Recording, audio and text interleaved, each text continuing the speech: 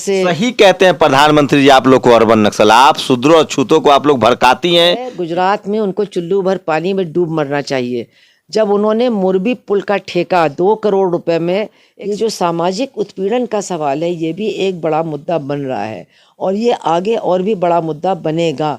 मनरेगा की मांग हर गांव में महिलाएं करती हैं, गरीब महिलाएं, और उनको मनरेगा का काम भी नहीं मिल रहा है, कोई काम है ही नहीं। इनकी जो जन विरोधी नीतियां हैं इन पर रोक लगेगी, इनको आगे बढ़ने से रोका जाएगा, ये लोगों को बहुत उम्मीद है अब की इस चुनाव में। तो लोगों को ये भी डर है कि मान लीजिए हम किसी को वोट देते हैं और वो चुनाव के बाद बिक जाता है या पार्टी बदल लेता है तो क्या होगा। तो इन परिस्थितियों में ये चुनाव हो रहा है यहाँ पर, लेकिन परिवर्तन की हवा चल रही है यहाँ। मैं इस समय देवभूमि हिमाचल में हूँ। बहुत खूबसूरत स्टेट है, पहाड़ों से घिरा देवभूमि है, लेकिन वो हकीकत यहाँ भी है जो देश के एक चीज़ देश में कॉमन है, उसको लास्ट में बात करूँगा। लेकिन मेरे साथ हैं कॉमरेड सुहासिनी जो कैंपेन कर रही हैं। क्या लग रहा है हिमाचल में अब तो लगभग कैंपेन आखिरी मोड में है जी। क्या होगा? देखिए, जहाँ तक हम समझ पाए हैं हिमाचल में लोग बहुत काफ़ी, मतलब जिसको कहना चाहिए, हमारे यहाँ शब्द है, हड़ गए हैं भाजपा की सरकार से और वो परिवर्तन चाहते हैं। अब यहाँ पर एक विशेष स्थिति है कि यहाँ 5 साल एक पार्टी, 5 साल एक पार्टी होती, फिर वो एक दूसरे से जनता परेशान हो जाती। लेकिन अब यहाँ पर दल बदलुओं का भी की संख्या भी बहुत ज़्यादा बढ़ गई है। तो लोगों को ये भी डर है कि मान लीजिए हम किसी को वोट देते हैं और वो चुनाव के बाद बिक जाता है या पार्टी बदल लेता है तो क्या होगा। तो इन परिस्थितियों में ये चुनाव हो रहा है यहाँ पर, लेकिन परिवर्तन की हवा चल रही है यहाँ। लेकिन मोदी जी का कैंपेन चल रहा है कि रिवाज बदलेंगे। वो उनका कैंपेन जो भी चल रहा हो, जो मैं बता रही हूँ, क्योंकि कई काम जो केंद्र सरकार और यहाँ की सरकार ने किए उनसे लोग बहुत परेशान हैं। एक तो महंगाई, ये ख़ास तौर से खाने पीने के सामान की महंगाई बहुत लोगों को परेशान कर रही है। गैस सिलेंडर का दाम, और ये आपका जो राशन नहीं मिल रहा है लोगों को, जो फ्री राशन की बात थी वो भी बहुत से लोगों को नहीं मिल रहा है, उसमें भी गेहूं ख़त्म हो गया है। तो ये बहुत सारी बातें हैं। दूसरी चीज़ यहाँ है कि शिक्षा व्यवस्था यहाँ की 20-25 साल पहले काफ़ी सुधरी थी और हिमाचल का मतलब स्तर शिक्षित राज्यों में आ गया था। लेकिन अब प्राइमरी स्कूल में 2500 ऐसे स्कूल हैं जहाँ कोई टीचर है ही नहीं या एक टीचर है, और माध्यमिक स्कूल हैं, कंबाइंड स्कूल। देवभूमि में ये हालत है? जी हाँ, जहाँ 6000 ऐसे स्कूल हैं जहाँ केवल 2 टीचर हैं। और अभी जो मंत्री है वो कह रहा है कि बहुत सारे स्कूल हैं जहाँ बच्चे जाते नहीं, मतलब उनका संकेत है कि इलेक्शन के बाद बहुत सारे सरकारी स्कूल बंद कर दिए जाएंगे। लेकिन कॉमरेड, ये तो देवभूमि है, यहाँ तो धर्म बचाने की लड़ाई सबसे अग्रिम पंक्ति में है। इसका कोई काट है कांग्रेस या लेफ्ट या किसी के पास? यहाँ पर देखिए, यहाँ पर स्थितियाँ काफ़ी अलग हैं बाकी देश से। वो यहाँ लोग मतलब धार्मिक हैं, लेकिन जिन मुद्दों को लेकर के भाजपा दूसरी जगह ध्रुवीकरण करती है वो यहाँ पर कई कारणों से संभव नहीं, उसमें हम बहुत ज़्यादा जाना भी नहीं चाहते। सवाल ये है कि यहाँ वो जीती है इसके पहले भी विकास के नाम पर, और अब वही विकास लोग कह रहे हैं जो कुछ हुआ था वो भी ख़त्म हो गया है। यहाँ तो रूस यूक्रेन हो रहा है, जेपी नड्डा कह रहे थे कि प्रधानमंत्री बहुत प्रधानमंत्री के नाम पर चुनाव लड़ा जा रहा है। विकास आप कह रही हैं? नहीं, यहाँ पर प्रधानमंत्री के नाम के साथ भी विकास जुड़ा हुआ था, लेकिन कई बातें हैं जो बिल्कुल यहाँ पर हुई नहीं। जैसे कि अगर मान लीजिए उन्होंने पुल का वायदा किया था या उन्होंने सड़क का वायदा किया था, और एक बात जो लोगों की दिखाई दे रहा है कि सीपीआईएम का केवल एक विधायक है यहाँ पर, राकेश सिंघा ठियोग का। उसने इस 5 साल में जितनी सड़कें अपने इलाके में बनाई हैं सारे भाजपा के विधायक और मंत्री अब कुल मिलाकर के नहीं बना पाए हैं। उसने जो पानी नीचे से लेकर के ऊपर तक, कितनी सीटें जीतेंगे आप लोग? कितने सीटों पर चुनाव लड़ रहा है? आप सुनिए तो, हम लोग लड़ रहे हैं 11 + 1 12, वो सवाल नहीं है। हमारे एक विधायक ने पूरे विधानसभा को हिला करके रख दिया है और वही एजेंडा सेट करता है, यहाँ पर वही डिबेट सेट करता है। ये उसकी पोजीशन हो गई उस विधानसभा में, और अब की बार निश्चित रूप से हमारी टीम जाएगी वहाँ पर। तो लोगों को ये बहुत उम्मीद है कि ये लड़ने वाले लोग हैं, ये वहाँ पहुँचेंगे तो ये इनकी जो हरकतें हैं, इनकी जो जन विरोधी नीतियाँ हैं, इन पर रोक लगेगी, इनको आगे बढ़ने से रोका जाएगा। ये लोगों को बहुत उम्मीद है अब की इस चुनाव में। कैसे देखती है हिमाचल के ज्योग्राफी तो बहुत शानदार है, लेकिन यहाँ का जो ऐसा है, इक्वेशन है पहाड़ में लोगों की दिक्कतें भी बहुत हैं। यहाँ तो हम लोग बैठे हैं जहाँ बिजली है, जहाँ पानी है, लेकिन ज़रा सा आप इंटीरियर में जाएंगे, गांव में जाएंगे तो बहुत सारे गांव हैं जहाँ पर पानी नहीं है। अब की बरसात में पता नहीं कितनी सड़कें बह गईं, कितने लोगों के खेत और उनके घर भी बर्बाद हो गए। उसी कंडीशन में लोग हैं, कोई मुआवजा उनको नहीं मिला है जो बाढ़ में नुकसान हुआ। आप सोचिए कि यहाँ पर मनरेगा की मांग हर गांव में महिलाएं करती हैं, गरीब महिलाएं, और उनको मनरेगा का काम भी नहीं मिल रहा है, कोई काम है ही नहीं।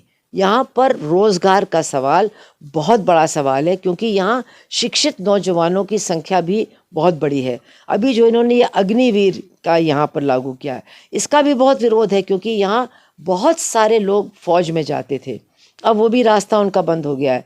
तो रोज़गार बिल्कुल सरकार दे नहीं पा रही है। लगता है चूंकि हिंदू बहुल आबादी है यहाँ, और यहाँ तो कोई रीजनल फोर्सेस भी नहीं है, SC ST OBC माइनॉरिटी की भी कोई बहस नहीं है, इसलिए मैं कोई सवाल भी नहीं ले रहा हूँ। यहाँ तो सीधा सीधा यहाँ सवर्णों की संख्या मतलब बहुत ज़्यादा है, बाकी देश के मुकाबले ब्राह्मण और ठाकुर वही मुख्यमंत्री बनते आए हैं।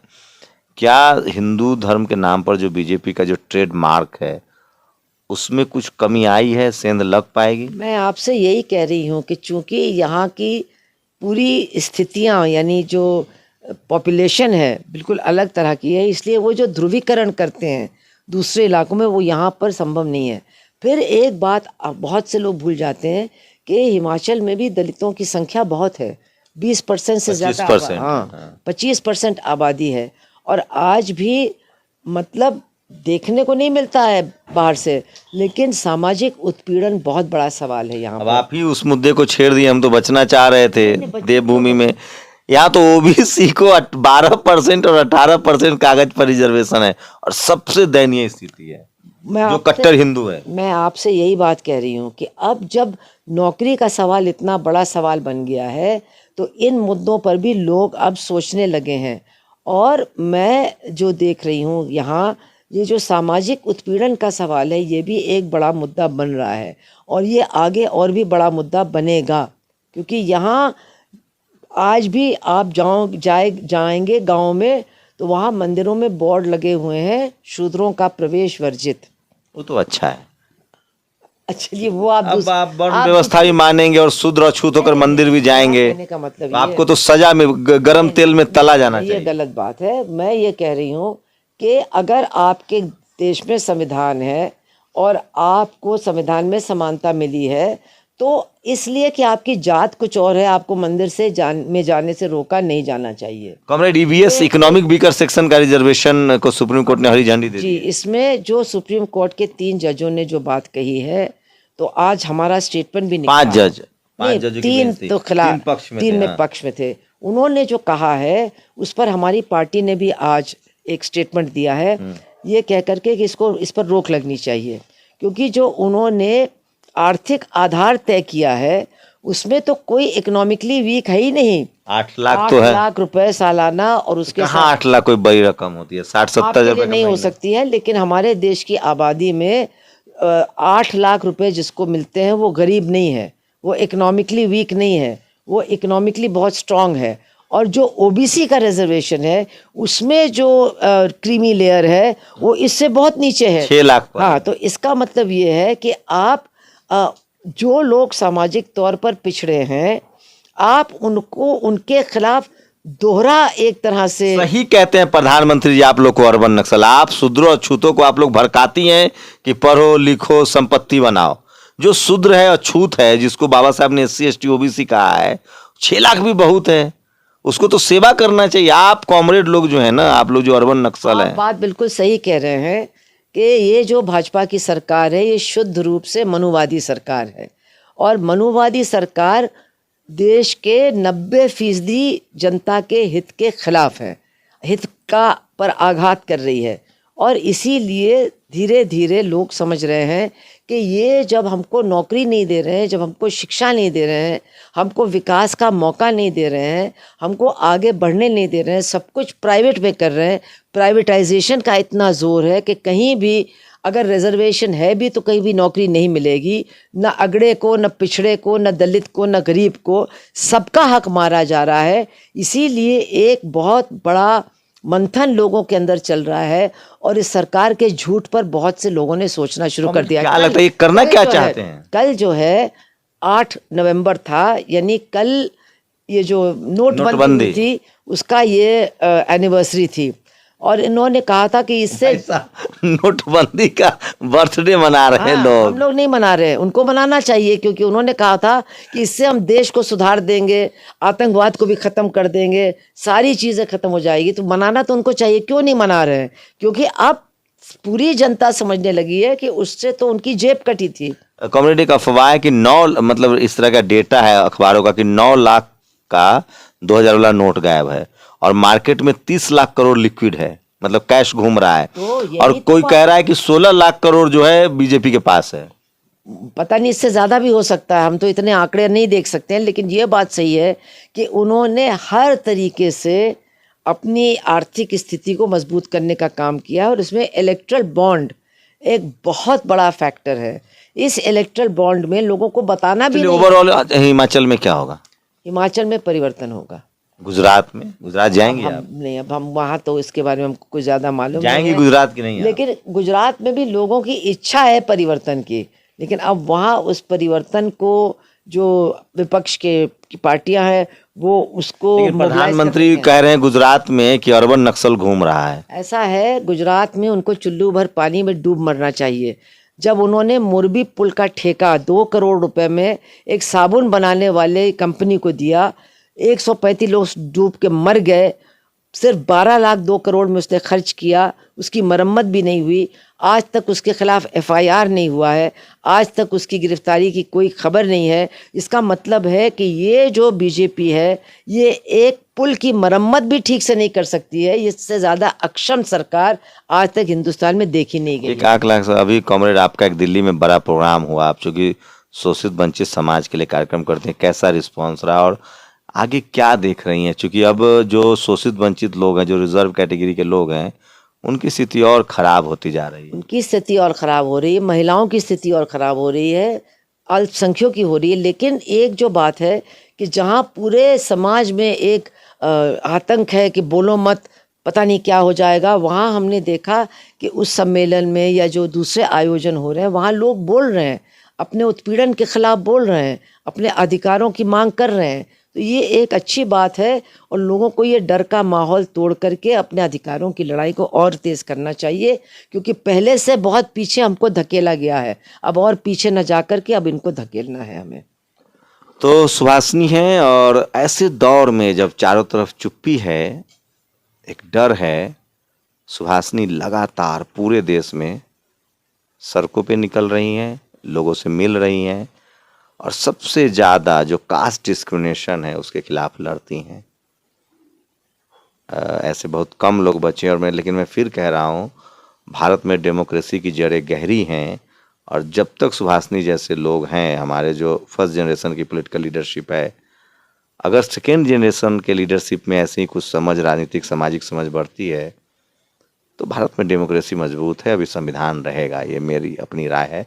आप लोग की क्या प्रतिक्रिया, अपनी प्रतिक्रिया जरूर दीजिए। लेकिन ये बात सच है, हिमाचल में फ़िलहाल हिंदू मुस्लिम, पाकिस्तान, चीन, जापान, यूक्रेन दिख नहीं रहा है। एक रिवायत है यहाँ कि तमिलनाडु टाइप से रोटी पलटती है। जैसे तमिलनाडु में कभी भी सरकार रिपीट नहीं होती है, यहाँ के जानकार कहते हैं कि हिमाचल में भी सरकार रिपीट नहीं होती है। आप लोग अपनी प्रतिक्रिया जरूर दीजिए। आप लोगों को क्या लगता है हिमाचल में क्या होगा? जो हिमाचल के दर्शक है वो स्पेशली ज़रूर कमेंट करें। दिल्ली वाले टीवी अखबार पर ज़्यादा मत जाइए, उनका एजेंडा साफ है। कैमरामैन आशीष के साथ शंभू कुमार सिंह, नेशनल दस्तक, दिल्ली। नेशनल दस्तक की आपसे गुजारिश है कि अगर इसको बचाना चाहते हैं तो नेशनल दस्तक को सब्सक्राइब करने के लिए रेड कलर के सब्सक्राइब बटन को दबाएं, फिर बेल आइकन की घंटी दबाएं। नेशनल दस्तक को बचाने के लिए बहुत ज़रूरी है कि हर खबर को शेयर करें, लाइक करें, कमेंट जरूर करें।